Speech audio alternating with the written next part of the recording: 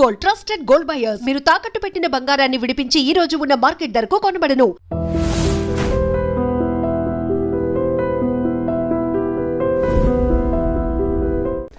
దిశ కేసులో అంత దారుణంగా ఆ నలుగురు వ్యక్తులు అత్యాచారం చేసి హత్య చేయడం అన్నది మొత్తం ప్రపంచం అంతా తప్పుపట్టింది. ఫస్ట్ ఆ దిశ కేసు సంబంధించింది మీ ఒపీనియన్ చెప్పండి. So it is a failure on the part of the సిస్టంలో జరిగినటువంటి ఫెయిల్యూర్స్. టోల్గేట్ దగ్గర లైట్ లేకపోవడాలు, సీసీ కెమెరాలు లేకపోవడం, అమ్మాయి అంత చదువుకున్న అమ్మాయి అయినప్పటికీ కూడా టోల్గేట్ దగ్గరికి పోయి నిల్చుంటే తనని ఇంకొక వృత్తిలో ఉన్నటువంటి అమ్మాయిగా భావిస్తారేమో అని తను ఫీల్ కావడం, ఇట్లా దిశ సంఘటన లోపల సమాజాన్ని నేర్చుకోవాల్సిన విషయాలు, తల్లిదండ్రులు నేర్చుకోవాల్సిన విషయాల్ని చాలా దిశ సంఘటన నేర్పించింది. తల్లిదండ్రులు ఏ విధంగా నేర్చుకోవాలి?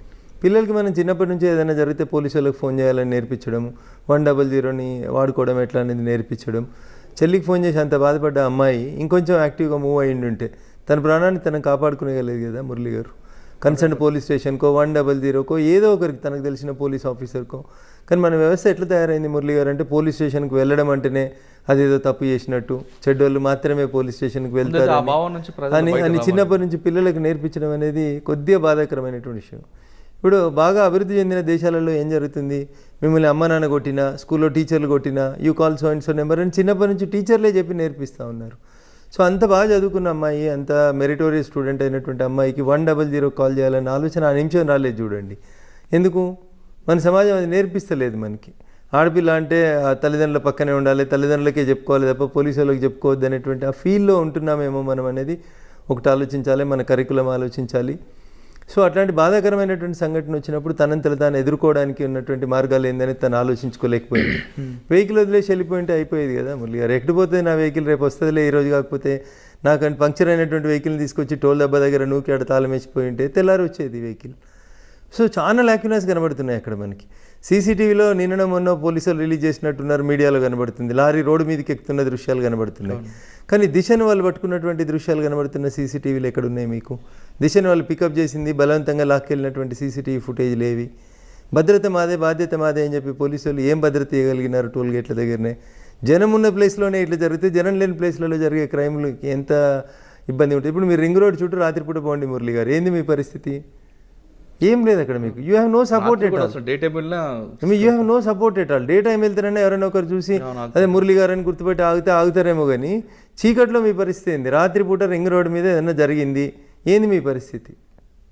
ఎక్కడున్నాయి ఎమర్జెన్సీ ఫోన్స్? ఎక్కడున్నాయి ఎమర్జెన్సీ మొబైల్స్? ఎక్కడ వస్తూ ఉన్నాయి? టోల్ గేట్ల దగ్గర పనిచేసే వాళ్ళకి మన భాష రాదు, వాళ్ళకి మనం ఏం మాట్లాడుతున్నామో తెలియదు, ఎమర్జెన్సీ సర్వీసెస్ తెలియదు. ఏం తెలుసు చెప్పండి? అక్కడ మీకు ఏముంది? రింగ్ రోడ్ మీద మంచినీళ్ళు ఉన్నాయి, టాయిలెట్స్ ఉన్నాయి, ఫోన్లు ఉన్నాయి, హాస్పిటల్ ఫెసిలిటీ లేదు, ఫస్ట్ ఎయిడ్ లేదు, పెట్రోల్ బంక్ ఉండదు, అసలు పెట్రోల్ బంక్ ఉండదు, మంచినీళ్ళు ఉండవు. ఏముంది మీకు రింగ్ రోడ్ మీద చెప్పండి? ఏమైనా ఉందా? ఇతర దేశాలలో ఉండే రోడ్ల మీద ఉండే ఫెసిలిటీస్ ఏంది, మన దగ్గర ఉండేటువంటి రింగ్ రోడ్లు ఏంది? టోల్ గేట్ల దగ్గర ఏమున్నారు? అక్కడొక పోలీసు వాళ్ళని పెడతారు, కొన్ని సీసీటీవీలు పెడతామంటారు. దానివల్ల ఏం జరుగుతుంది మురళి గారు? సరే, అమ్మాయి హత్య జరిగిందండి. జరిగిన తర్వాత పోలీసులు 4 అరెస్ట్ చేశారు ఇమీడియట్గా. కొద్ది గంటల వ్యవహారంలో వాళ్ళకున్న టెక్నాలజీ చూసి ఆ 4 పోలీస్కి కస్టడీకి ఇచ్చిన తర్వాత వాళ్ళ 4 ఎన్కౌంటర్ అయ్యారని పోలీస్ వర్షన్. తెల్లవారుజాము తీసుకురావడం, సీన్ రీకన్స్ట్రక్షన్ చేస్తున్నప్పుడు వాళ్ళు మా మీద దాడి చేశారు కాబట్టి మేము ఫైర్ ఓపెన్ చేసాం అంటారు. ఇదంతా వాస్తవం అంటారా మీకున్న లాజిక్ ప్రకారం? అంటే ఇందులో చాలా క్లియర్గా చెప్పండి. ఎన్కౌంటర్ చేయడం వల్ల ప్రపంచం అంతా కూడా హర్షిస్తుంది, తెలంగాణ పోలీసులు చేసిన మంచి పని అంటారు. ఒక సీనియర్ క్రిమినల్ అడ్వకేట్గా మీరు రెండో పాయింట్ కూడా చెప్పండి. ఎన్కౌంటర్ని సపోర్ట్ చేస్తావా, వ్యతిరేకిస్తావా అంటే, ఒకవేళ అది నిజమైన ఎన్కౌంటర్ అయితే నేను సపోర్ట్ చేస్తాను దాన్ని. నిజంగా వాళ్ళు పారిపోయే ప్రయత్నం చేసినారు, వాళ్ళు వెపన్స్ లాక్కునే ప్రయత్నం చేసిన పరిణామ క్రమంలో there is no other way for the police అంటే they deserve it. Self defence అనేది మీరు జ్యుడిషియల్ కస్టడీలో ఉన్నా వస్తుంది, 2 ఉన్నా వస్తుంది, 1 ఉన్నా వస్తుంది. పోలీసు వాళ్ళు 10 మంది ఉన్నారు కాబట్టి వీళ్ళేడ తిరగబడతారు అంటే, వాడు పారిపోవాలన్న మూడ్లో ఉన్నాడు, తిరగబడితే తిరగబడి ఉంటాడు. చిన్నగా ఉన్నాడా, సన్నగా ఉన్నాడా, వెపన్ వాడిండా, వాడలేదా, this is all secondary issue. మీ మనసులో పారిపోవాలనే ఆలోచన ఉందనుకోండి మురళి గారు, ఆ నిమిషం మీరు ఎట్లా రియాక్ట్ అయినారనేది ఎవరికి తెలుస్తుంది? సో ఎన్కౌంటర్ అది ఆ సందర్భంలో ఆ నిమిషంలో జరిగినటువంటి యాక్షన్కి రియాక్షన్గానే చూడాలి తప్ప ఇంకొకటిగా చూడొద్దు మురళి గారు. సో ఫేక్ ఎన్కౌంటర్ అనేటువంటి అనుమానాలు ఎందుకు వస్తున్నాయి షాద్నగర్ ఎన్కౌంటర్ లేదా చటాన్పల్లి ఎన్కౌంటర్ మీద అనేది మనం గమనంలోకి తీసుకుంటే, ఫస్ట్ 3 రోజులు ఎవరు కూడా ఏం మాట్లాడలేదు మురళి గారు. ఎప్పుడైతే ఈ రాష్ట్ర ప్రభుత్వంలో ఈ క్యాబినెట్లో సీనియర్ మంత్రులుగా ఉన్నటువంటి కొంతమంది మంత్రులు చూసినావా, మా ముఖ్యమంత్రి గారు ఒక మెసేజ్ పంపించాలనుకున్నారు సమాజానికి, పంపించినారు అని అన్న మరుక్షణం ఏమనిపిస్తుంది మురళి గారు మీకు? ఓహో, గవర్నమెంటే ముందు ప్లాన్ చేసుకొని తెచ్చి చంపేపించిందా అని మొదటి అనుమానం వస్తుంది. ఒక మంత్రి మాట్లాడితే సరే తలసాని శ్రీనివాస్ యాదవ్ గారు అంటే ఏదో తెలియకుండా మాట్లాడాడేమో, చట్టాలు తెలియమో అని అనుకుందాం. కొద్దిసేపటి తర్వాత మళ్ళీ పువ్వాడ అజయ్ గారు చూసినరా మా ముఖ్యమంత్రి గారు వదిలిన రామబాణం ఎట్లుంది అని అంటే, so what is the message you are sending? ఒకరు, ఇద్దరు, ముగ్గురు మంత్రులు మాట్లాడినారు వరుస పెట్టి. అంటే వాళ్ళ కార్యకర్తను ఉత్సాహపరచడానికి లేదా మహిళా వాళ్ళ పట్ల వాళ్ళకి ఒక సానుభూతి తీసుకురావడానికి ఆ మాట ఉండొచ్చు కదా. ఇది ఆ సందర్భం మురళి గారు. మీరు ఏ స్థానంలో ఉన్నారు? బాధ్యత గల ఒక మంత్రి స్థానంలో ఉన్నారు. Cabinet decision is collective decision. ముఖ్యమంత్రి మీరు అందరూ కూర్చొని నిర్ణయాలు తీసుకుంటారు. మరి ఇప్పుడు ముఖ్యమంత్రి గారిని మిమ్మల్ని ఎన్హెచ్ఆర్సీ లేకపోతే రేపు సుప్రీంకోర్టు ప్రశ్నించాల్సి వస్తే ఇదే చెప్తారా? కార్యకర్తలను ఉత్సాహపరిచేందుకు మేము చంపేసినామని చెప్పమని చెప్తే కోర్టు ఒప్పుకుంటుందా మురళి గారు? సో బాధ్యతాయుత స్థానాల్లో ఉన్న వాళ్ళు, రాజ్యాంగం మీద ప్రమాణం చేసినటువంటి పెద్దలు, మీరు మాట్లాడేటువంటి మాటలు బాధ్యతాయుతంగా ఉంటే బాగుంటాయి తప్ప ఇట్లాంటి మాటలు మాట్లాడి మేమేదో మా కార్యకర్తలకి జోష్ నింపడానికి చేసినామనంటే ఇప్పుడు కార్యకర్తలు అడుగుతున్నారు, మరి రేపు చేసిన అందరినీ కాల్ చేయమని అడుగుతున్నారు. You have that power. అందరినీ కాల్ చేస్తారా? లేదు కదా. ఇక్కడ అగ్రకులం అమ్మాయి కాబట్టి కాల్ చేసినారు, మరి అక్కడ టేకు లక్ష్మికి అన్యాయం జరిగింది, టేకు లక్ష్మి విషయంలో కూడా కాల్ చేయండి అని అడుగుతుంది సమాజం. మరి కాల్ చేస్తారా? అప్పుడు ఏం సమాధానం చెప్పాలి? కార్యకర్తలకు ఏం చెప్పాలి? పోలీసు వాళ్ళకి ఏం చెప్పాలి? రేపు సుప్రీంకోర్టు ఈరోజు ఆర్డర్ ఇచ్చింది మురళి గారు. ఏంది, ఎవరు కాన్సిక్వెన్సెస్ ఫేస్ చేయాలి? మాట్లాడిన మంత్రులకి నోటీసులు వచ్చినాయి అనుకోండి, ఏం చెప్తారు వీళ్ళు?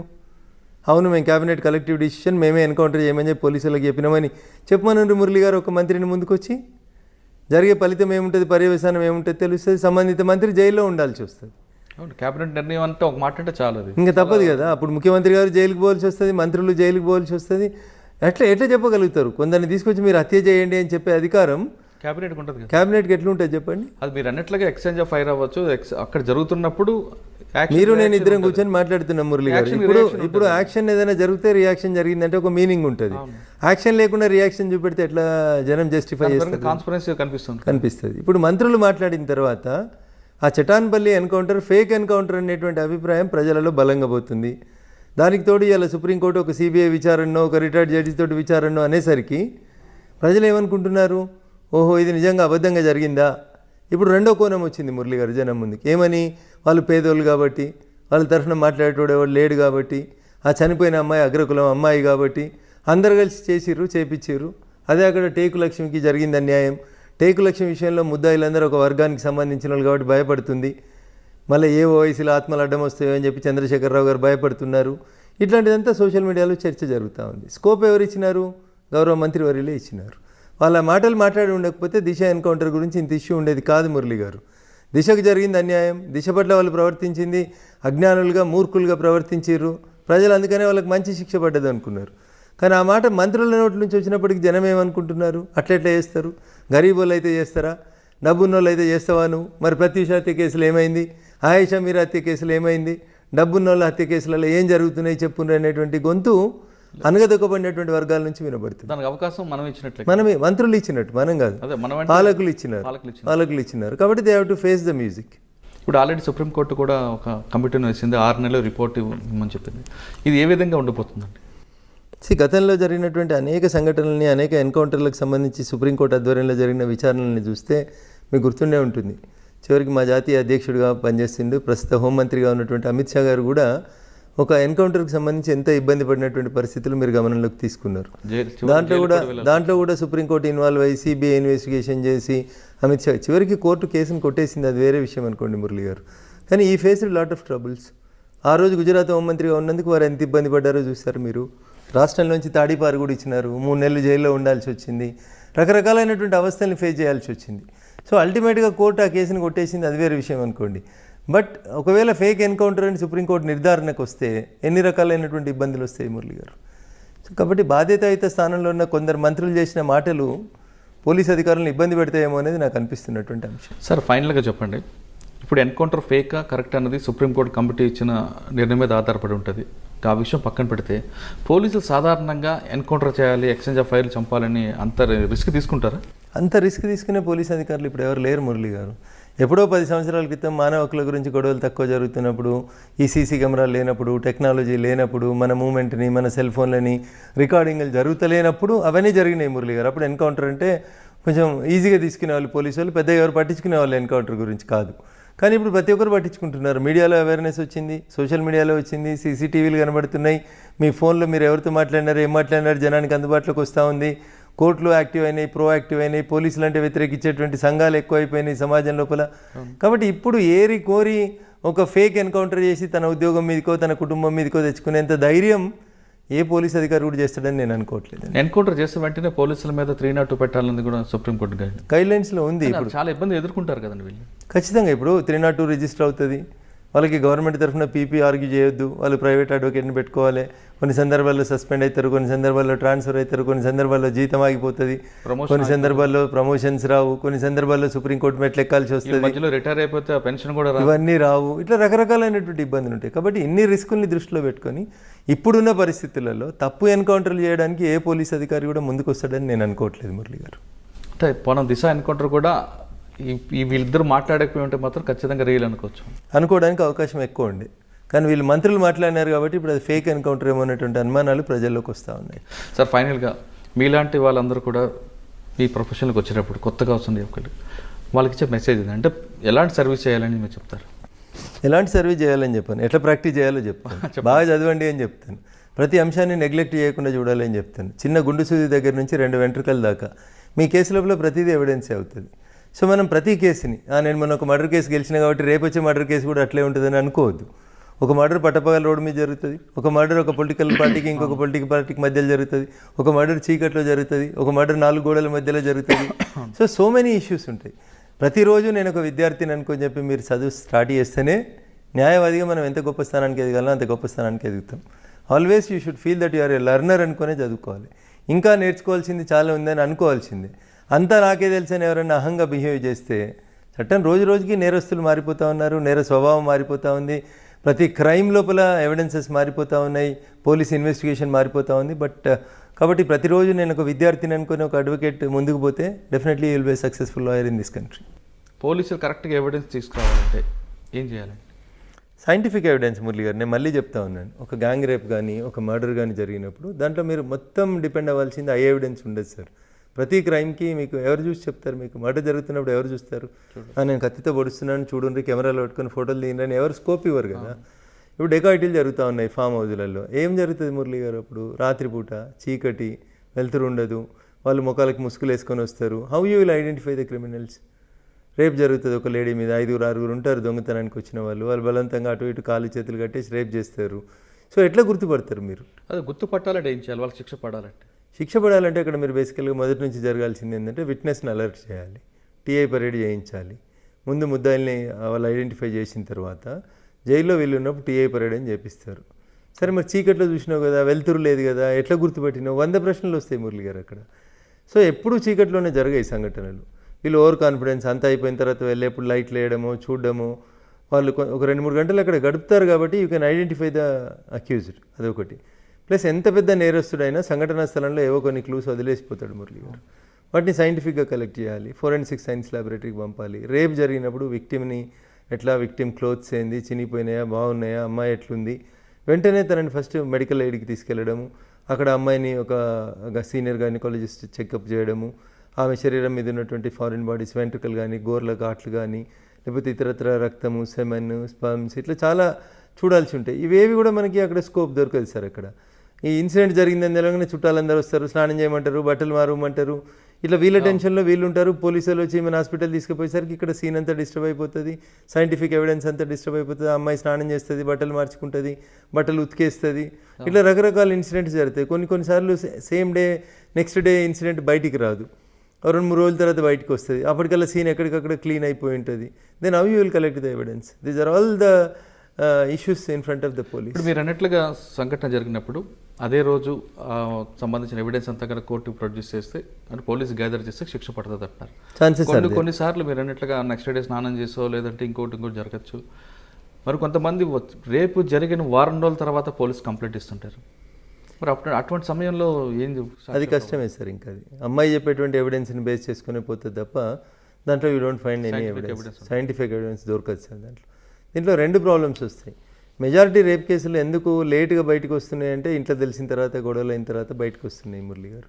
లేకపోతే అసలు బయట చెప్పుకోవడానికి ఏ ఆడపిల్ల కూడా ఇష్టపడతలేదు. అక్కడ బేసికల్ పరువు పోతుందని, కుటుంబము, అమ్మ నాన్న ఏమనుకుంటారో అని, దాని ఫలితంగా ఆత్మహత్య చేసుకోవాల్సి వస్తుందని, ఇట్లా చాలా రకాలైన కుటుంబం మొత్తం పరువు పోతుందని, మళ్ళీ రేపు ఈ అమ్మాయికి పెళ్లి కాదని, రకరకాలైనటువంటి సమస్యల వల్ల ఉంటాయి. సో అట్లాంటి వాటిల్లో when the matter came before the court, ఆ అమ్మాయి ఎంత కాన్ఫిడెంట్గా నిల్చొని చెప్తుంది, తన పట్ల జరిగినటువంటి అత్యాచారాన్ని ఆమె కోర్టులో చెప్పగలుగుతుందా? That is within the 4 walls జరుగుతుంది. అందరు అడ్వకేట్లని, మిగతా వాళ్ళందరినీ, కేసుకి సంబంధం లేని వ్యక్తులందరినీ బయటికి పంపించే కేసు ట్రయల్ నడుపుతారు. కానీ అది అంత ఈజీగా కన్విక్షన్ రాదు. అమ్మాయి కొంత ఎడ్యుకేటెడ్ అయి ఉండి తనకు జరిగినటువంటి అన్యాయాన్ని పూసగుచ్చినట్టు జడ్జి గారికి చెప్పి కన్విన్స్ చేయగలగడంతో పాటు అక్యూజ్ని ఐడెంటిఫై చేయడం అనేది మోర్ ఇంపార్టెంట్. అది డే లైట్లో జరిగిందా, చీకట్లో జరిగిందా, ఎట్లా గుర్తుపట్టినామని చెప్పడానికి మనకు ఒక స్కోప్ ఉండాలి. లేదు ఆ సంఘటన జరుగుతున్నప్పుడు మనం ఏమైనా ఎదురుదాడి చేసినామా, తిరుగుబాటు చేసినామా, ఆ తిరుగుబాటులో ఆ వ్యక్తికి ఏమైనా గాయాలైనాయా శరీరం మీద, these are all things to be taken in to consideration. కొన్నిసార్లు ఆడపిల్ల ఇట్లా శరీరాన్ని రక్కుతుంది, ఆ గోర్లలోకి ఏమైనా వచ్చిందా, ఆ గోర్లలో ఏమైనా ఎదురుగున్నటువంటి ముద్దాయి యొక్క స్కిన్ వచ్చిన DNA టెస్ట్కి పంపించి తీసుకోవచ్చు కదా మురళి గారు. సో ఎవిడెన్స్ చేయాలంటే చాలా బాగా చేయొచ్చు, చాలా చోట్ల ప్రకారం చేయలేకపోతున్నారు. పని ఒత్తిడి బేసికల్గా నేను అనేది. తర్వాత మీరు చేస్తున్న అన్ని కేసులు చెప్పుకొచ్చారు. ఒక కేసులో పోలీసు కరెక్ట్గా ఎవిడెన్స్ ఉంది కాబట్టి నేను ఆ అక్యూజ్డ్కి అంటే మీ క్లయింట్కి న్యాయం చేయలేకపోయిన కేసు ఏముందా? ఇదే ఇప్పుడు నేను చెప్పిన ఈ సదాశివపేట గ్యాంగ్ రేప్ కేసు లోపల కొంత మోరల్ కన్విక్షను, కొంత తల్లి కూతురు ఇద్దరిని రేప్ చేయడము, ఆ అమ్మాయి చిన్నమ్మాయి 14 years 9th class student. So వీళ్ళేమో రాక్షసులాగా పడి దారుణమైనటువంటి సంఘటన. అమ్మ నాన్న కూతురు ముగ్గురే ఉన్నారు ఆ ఫామ్ హౌస్లో. దాంట్లో తల్లిని రేప్ చేసి, కూతురుని రేప్ చేసి, భర్తను కట్టేసి, కొట్టి తెల్లవారుజామున 4 దాకా వాళ్ళతో ఛాయ్ పెట్టించుకొని తాగి రాక్షసానందం పొంది పోయినారు. సో దాంట్లో పోలీసు వాళ్ళు కొంత తెలివిగా బిహేవ్ చేసినారు. ఆ 9th class అమ్మాయి అయినప్పటికీ కూడా she stood in front of the court. So that is the case where I felt something bad. మోరల్గా కూడా నేను సరేలేనేమోలే, అంత ఆర్గ్యూ చేయడం కూడా కరెక్ట్ కాదేమో అన్నట్టు ఒక రకంగా జడ్జి గారి ఫీలింగ్స్ కూడా చూస్తూ ఉంటే బెంచ్ మీద నుంచి ఈ కేసును ఆర్గ్యూ చేయడం అవసరం అనేటువంటి రీతిలో రాహభావాలు కనబడ్డము. సో నేను ఎంత కన్విన్స్ చేసే ప్రయత్నం చేసినా ఇంకా నాకు అర్థమైపోయింది the mood of the court is something different అని అనుకున్నప్పుడు మనం కూడా ఏం చేస్తాం మురళి గారు, సరే మనం ప్రయత్నం చేసాం, వాడికి ఆ పిల్ల ఎవిడెన్స్ గట్టిగా చెప్పింది కాబట్టి ఎదవలు పోతున్నారు అనుకుని వదిలేయాల్సి వచ్చింది తప్ప తర్వాత వాళ్ళు పూర్తిగా కన్విక్షన్ పడింది, వాళ్ళకి లైఫ్ పడింది, దే ఆర్ ఇన్ ద జైల్లో ఉంది. ఓకే. తర్వాత మీరు అన్నట్లుగా మోరల్స్ అంటే మీకు మీలో ఉన్న మానవత్వం ఒక్కసారి బయటకు రావడం అంటే ఆ పిల్ల ఎవిడెన్స్ చెప్తూ ఏడ్చిన సందర్భం లోపల చూస్తే ఏ క్రిమినల్ అడ్వకేట్ కూడా కొంత క్రాస్ చేసే సమయంలో ఇబ్బంది పడతాడు. ఆ చిన్నపిల్ల తెలియకుండా అంకుల్ ఇట్లా చేసినారు అట్లా చేసినారని విట్నెస్ బాక్స్లో నిల్చొని చెప్తున్నప్పుడు ఆ పిల్లకి జరిగినటువంటి అన్యాయాన్ని గురించి వింటున్నప్పుడు జనరల్గా ప్రతి ఇంట్లో స్త్రీలు ఉంటారు కాబట్టి కొంచెం ట్రయల్ చేసేటప్పుడు మనకెంత అమ్మాయిని క్రాస్ చేయాలని ఉన్నప్పటికీ కూడా ఆ అమ్మాయి బాక్స్లో నిల్చొని అంకుల్ నాకు తెలియదు అంకుల్ ఇట్లా అవుతుందని ఇట్లా చేసినారు అట్లా చేసినారని అంటున్నప్పుడు కొంచెం ఎక్కడో ఒక దగ్గర మనిషి అనేటోనికి కొంత ఫీల్ వచ్చినప్పుడు you can't do proper justice there Murali garu. Okay.